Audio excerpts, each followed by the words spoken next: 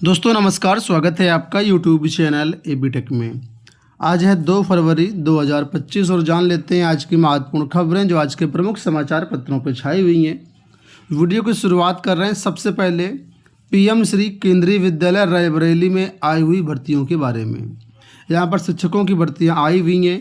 जो भी इच्छुक अभ्यर्थी हैं यहाँ पर आवेदन कर सकते हैं और जॉब ले सकते हैं। तो यहाँ पर देखिए लिखा है पीएम श्री केंद्रीय विद्यालय सिविल लाइंस गोरा बाजार रायबरेली में PGT, TGT, PRT, sports coach, nurse, computer निर्देशक, योग शिक्षक, काउंसलर, स्पेशल एजुकेटर, नृत्य कोच, आर्ट एवं क्राफ्ट आदि पदों के लिए 2025-26 हेतु अंशकालिक संविदा शिक्षकों की भर्तियों का पैनल तैयार किए जाने के लिए आवेदन पत्र आमंत्रित किए जाते हैं।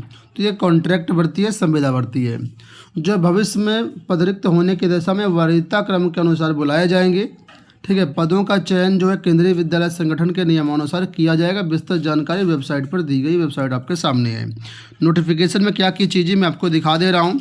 तो यहाँ पर देखिए कोई आपको पहले से फॉर्म नहीं भरना है, डायरेक्ट आपको वहाँ पर जाना है, उसी दिन आपका इंटरव्यू हो जाएगा, बस और कुछ नहीं करना है। तो 5 फरवरी 2025 को प्राथमिक शिक्षक के अभ्यर्थी जाएंगे। ठीक है, सबसे पहले जब जाएंगे पहुंचेंगे तो सुबह 10 बजे तक वहां पर आपका रजिस्ट्रेशन होगा। 10 बजे के बाद आपका इंटरव्यू हो जाएगा। तो यानी 10 बजे की हर हाल में पहले पहुंचना होगा और अपना रजिस्ट्रेशन करवाना होगा। अगर अभ्यर्थियों की संख्या अधिक होती है तो फिर स्क्रीनिंग परीक्षा भी ली जा सकती है। 6 फरवरी 2025 को पीजीटी शिक्षकों का इंटरव्यू है। इसमें विषय देख लीजिए, गणित, रसायन विज्ञान, भौतिक विज्ञान, जीव विज्ञान, बायोटेक्नोलॉजी, कंप्यूटर साइंस, हिंदी, अंग्रेजी, इतिहास, भूगोल, अर्थशास्त्र, वाणिज्य और राजनीति विज्ञान, इतने विषय के अभ्यर्थियों के लिए वैकेंसी है। तीसरा यहाँ पर है पीजीटी शिक्षक यानी कि टीजीटी, ठीक है, प्रशिक्षित स्नातक शिक्षक, हिंदी, संस्कृत, अंग्रेजी, गणित विज्ञान, जीव विज्ञान, सामाजिक विज्ञान, ये आपके सामने वैकेंसी है। इसके बाद 7 फरवरी को आपका जो अदर पद हैं जैसे कि नर्स, नृत्य कोच, योग शिक्षक, आर्ट एवं पेंटिंग शिक्षक, स्पेशल एजुकेटर, प्राथमिक काउंसलर, कंप्यूटर अनुदेशक, ये लोग जाएंगे 7 फरवरी को। अगर आपको डाउट हो रहा हो कि टीजीटी वाले किस दिन जाएंगे तो इनको 6 फरवरी को ही जाना है। ठीक है, 10 बजे के पहले पहुंचना है। इसके बाद वहाँ पर 10 बजे तक रजिस्ट्रेशन होगा। इसके बाद आपका उसी दिन इंटरव्यू हो जाएगा। इसी प्रकार आगे देखिए यहाँ पर लिखा हुआ है स्पोर्ट्स कोच के लिए। तो यहाँ पर देखिए लिखा हुआ है कि इच्छुक अभ्यर्थी विस्तृत विवरण एवं विषय संबंधित योग्यता जानने हेतु केंद्रीय विद्यालय रायबरेली की नीचे दी गई वेबसाइट का अवलोकन करें। वेबसाइट ये दी गई है। इच्छुक अभ्यर्थी समस्त अपने जो डॉक्यूमेंट्स है, ओरिजिनल डॉक्यूमेंट्स वो लेकर के जाएंगे और उनकी स्वप्रमाणित छाया प्रतियाँ एक सेट भी आपको लेकर के इंटरव्यू के दिन आपको उपस्थित होना 8:30 बजे से 10 बजे के बीच में। 8:30 बजे पहुंच जाना, तो 8:30 से 10 के बीच आपका रजिस्ट्रेशन होगा और उसके बाद फिर वहीं पर आपका इंटरव्यू हो जाएगा। अब देखिए लिखा है 1 से अधिक पदों के आवेदन है तो अलग अलग आवेदन करना अनिवार्य है। साक्षात्कार के दिन प्रातः 10 बजे के बाद किसी का पंजीकरण नहीं होगा, तो बाद में पहुंचेंगे तो फिर आपको कोई मतलब नहीं है। ठीक है, जो वेतन भत्ते मिलेंगे वो केंद्रीय विद्यालय संगठन के नियमानुसार आपको मिलेंगे और मिनिमम यहाँ पर जो उम्र है 18 वर्ष रखी गई है। अब एलिजिबिलिटी क्राइटेरिया देखना चाहे तो यहाँ पर एलिजिबिलिटी क्राइटेरिया भी देख सकते हैं।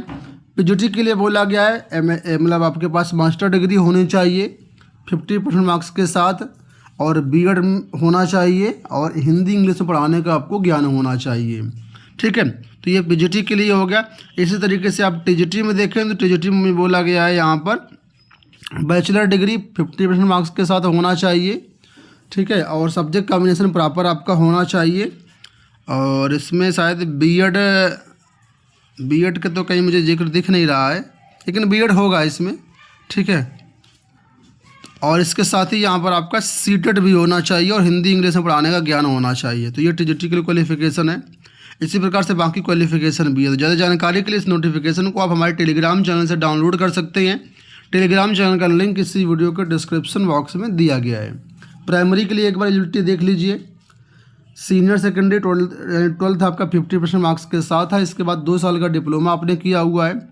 ठीक है, सीटेट पेपर 2 आपने पास किया हुआ है और हिंदी इंग्लिश में पढ़ाने का ज्ञान आपके पास है और कंप्यूटर नॉलेज भी यहाँ पर मांगा गया है। जिस दिन जाएंगे ये आपके पास एप्लीकेशन फॉर्म है, इसको भर करके ही आपको लेकर के जाना है और जो भी डॉक्यूमेंट्स हैं आपके सारे कुछ अटैच करके यहाँ पर लेकर के जाना है। तो ये नोटिफिकेशन आपको मिल जाएगा हमारे टेलीग्राम से, वहाँ से डाउनलोड करके इसको आगे आप जा सकते हैं। आज के समाचार पत्रों में यूनियन बजट छाया हुआ, जैसा कि आप लोग जानते हैं कल देश का यूनियन बजट आया है, उसमें से देखिए कि इसको क्या मिला उसके बारे में जानकारी है कि मध्य वर्ग का महाकुंभ। फाइनेंस मिनिस्टर निर्मला सीतारमण जी ने अपना 8वां जो है यूनियन बजट कल पेश किया।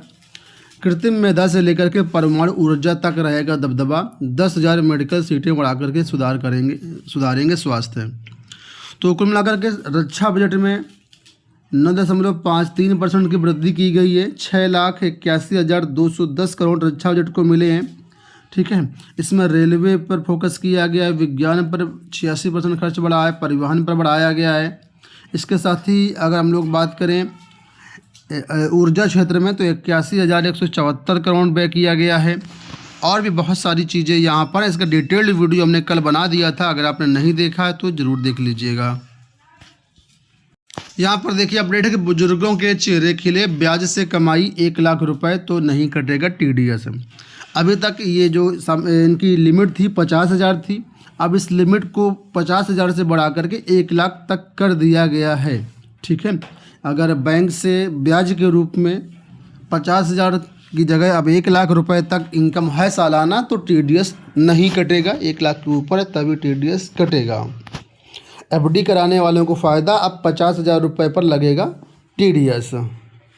ये जो बात है वो सामान्य नागरिकों के लिए है। सामान्य नागरिकों के लिए पहले 40,000 लिमिट थी, अब इसको बढ़ा करके 50,000 कर दिया गया है। जो सबसे बड़ी अपडेट है वो केंद्र सरकार की तरफ से जो कर में छूट दी गई उसको लेकर के मिडिल क्लास काफ़ी अपने आप को जो है गुदगुद महसूस कर रहा है। एक हैप्पीनेस है सभी मिडिल क्लास के ऊपर, खासतौर पर सैलरीड के ऊपर। तो यहाँ पर देखिए लिखा करदाताओं पर करम, केंद्र सरकार ने बड़ी कर छूट देने के साथ गरीब युवा, किसान और महिलाओं के लिए भी खजाना खोला।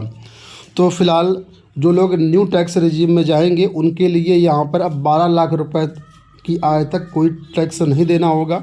लेकिन अगर आपकी इनकम 12 लाख के ऊपर है तो आपको टैक्स स्लैब के अनुसार यहाँ पर टैक्स देना होगा। टैक्स स्लैब क्या कहता है? टैक्स स्लैब कहता है कि 0 से अगर 4 लाख तक इनकम है तो कोई टैक्स नहीं है, 0% है। 4 से 8 लाख की इनकम पर 5% है। 8 से 12 लाख की इनकम पर 10% है। 12 से 16 लाख की इनकम पर 15% है। 16 से 20 लाख की इनकम तक 20% है और 20 से 24 लाख की इनकम तक 25% है। और 24 लाख से ज़्यादा अगर आप कमाते हैं तो आपको देना होगा 30% टैक्स। तो ये टैक्स स्लैब है, ये न्यू टैक्स रिजीम के टैक्स स्लैब है। पुराना यानी जो ओल्ड टैक्स रिजीम उसमें कोई बदलाव नहीं किया गया है। ठीक है, ओल्ड टैक्स रिजीम में अभी भी आई थिंक 2.5 लाख या 3 लाख तक ही यहाँ पर जो है टैक्स फ्री है। उसके बाद आपको जो ओल्ड टैक्स स्लैब है उसके अनुसार टैक्स देना पड़ेगा। ओल्ड टैक्स रिजीम में आपको बता दें होम लोन इन्वेस्टमेंट का फ़ायदा मिलता है, कटौती का लाभ मिलता है, लेकिन न्यू टैक्स रिजीम में ऐसा कोई भी लाभ आपको नहीं मिलेगा। कुल मिलाकर के अगर किसी कर्मचारी की जो इनकम है 12 लाख रुपए तक है तो उसको अगले साल से 60,000 रुपये टैक्स आएगा। वो 60,000 रुपये टैक्स नहीं देना पड़ेगा, टैक्स उसका 0 हो जाएगा। लेकिन अगर 12 लाख के ऊपर आपकी इनकम जाती है तो फिर वहाँ पर टैक्स स्लैब के अनुसार आपको टैक्स देना पड़ेगा, जो कि आपके सामने यहाँ पर भी मेंशन है।